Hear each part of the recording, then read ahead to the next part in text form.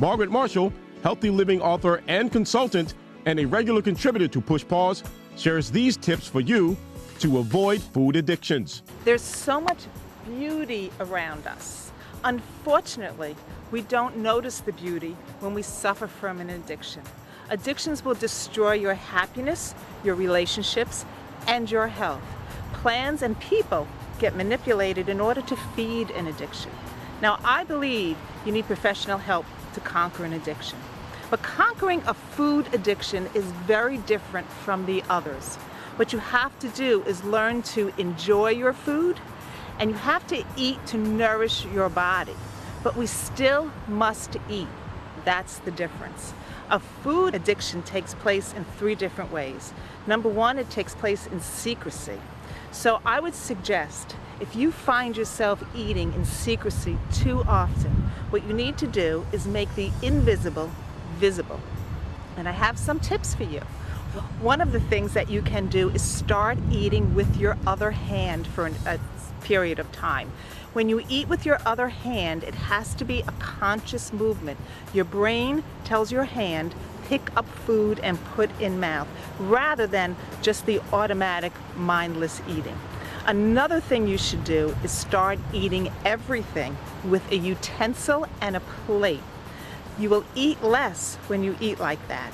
And then you leave your plate and your utensils in the sink and the container that the food came in on the counter for a few hours. Will start you to see how often and how much you're eating. Another way an addiction takes place is with another person, your eating buddy, or maybe more than one person. The suggestion I have for that is to step away from that person or those people until you can build your strength.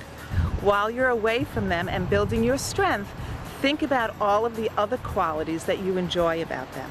And when the time is right, you come back together with them and celebrate and enjoy the other qualities that you see in them. Another time food addiction takes hold of you is when there's a life event or a feeling that you don't want to face or you don't want to feel. So one thing I would tell you is that everything in life passes. You must feel the feeling and get through the event.